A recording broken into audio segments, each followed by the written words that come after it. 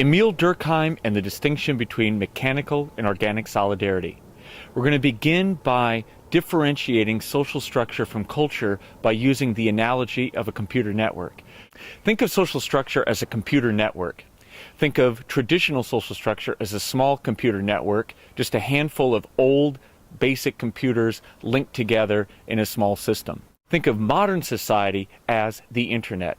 Millions and millions and millions of computers hooked together in a global system of exchange. Traditional social structure is like a very small computer network, modern social structure like the internet.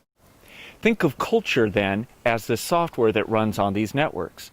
In the same way that an old computer will crash when new software is loaded on it, so too does traditional society crash when modern culture touches it. Traditional societies are structured to reproduce themselves over time in a rotary motion, cyclical events, a repetition over time. Modern society has an internal dynamism to it.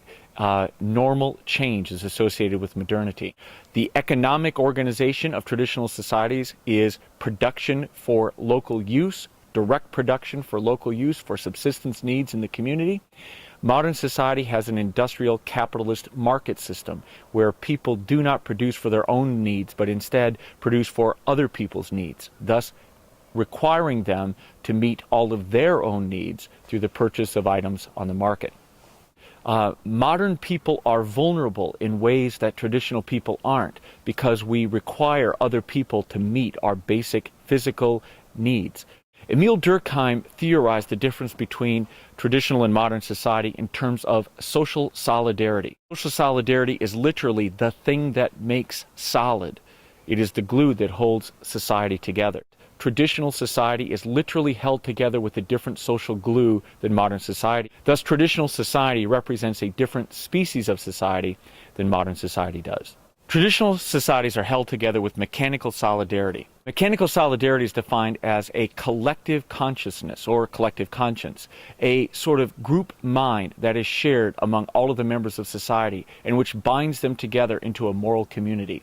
At the center of mechanical solidarity is a sacred collective type, sometimes an individual or a mythic animal or a hero figure, a god, man, or spirit that represents the virtues of the group and serves as a source of identity for those within the group. Bonded group usually are engaged in parallel production. They all do the same job side by side. Hence, people can be held together by a single shared ethos, a one right way to live that is often reinforced by ritual and taboo. There is an absolute restriction on innovation and individuality in mechanically bonded groups. What matters more than anything is that the sacred way of the group, the one right way to live, be reproduced over time unchanged. Hence, deviation, deviance is viewed as sinful and as something that must be punished, restricted, and conformity must be enforced. Ritual is essential to the maintenance of mechanical solidarity.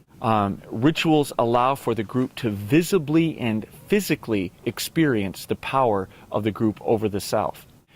The most powerful rituals are those that enact the ritual punishment of deviance. Nothing is more powerful than a group of people coming together to kill one of its own members over the deviance from group norms.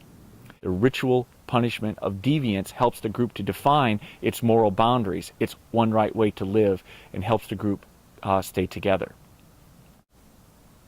So as we're looking at these images now, what you're going to see are groups of people who are acting in unison or acting in stereotype forms together out of shared belief. The group behavior is dominated by conformity to a shared belief. So ritual behavior is the quintessential mechanically bonded activity. People acting together, reproducing the ritual, reproducing the mythic structure of the group, affirming the existence of the collective type. Emile Durkheim divides consciousness up into two categories. Collective consciousness represents the shared beliefs of the group. Individual consciousness represents the part of the mind that is devoted to individuality, individual pursuits, individual self-management. In mechanically bonded societies, collective consciousness dominates individual consciousness. A person thinks of him or herself primarily as a part of the group rather than as an individual.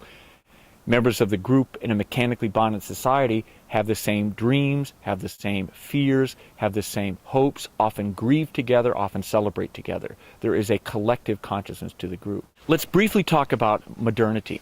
In organically bonded modernity, there's a division of labor that exists.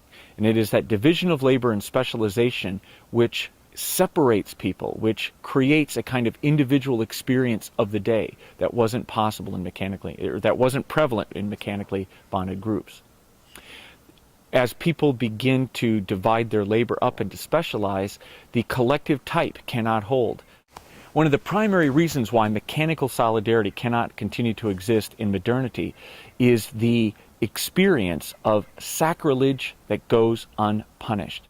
Other people commit sacrilege against their most cherished ideals with no negative consequence. Undermines the power of the group's belief in a shared type. Encourages a kind of individualization. So as people become more individual then, a new kind of bond emerges. It is organic bonding, the desperate need that people have for the work of others that creates a kind of social space for individual freedom. Modernity depends upon a division of labor and a specialization of function, which means that individuals must act throughout their day without the group around them and in ways that are individually directed. Causes the individual consciousness to grow and the collective consciousness to shrink. So what holds people together if they no longer have shared belief? Durkheim argues that the center of modernity's social bond is organic solidarity, which he defines as really the desperate reciprocal need that we have for each other's labor. Since we all specialize, we depend upon other people to meet our needs. And this reality that none of us can survive without other people's contribution is the bonding force of the modern world. Now, organic solidarity is something that isn't consciously experienced by many modern people. We actually go out of our way to suppress the vulnerability that we face every day, and we suppress the dependence that we have upon other people to meet our needs. Modern people, to a far greater extent than traditional people, feel themselves to be captains of their fate and individuals who are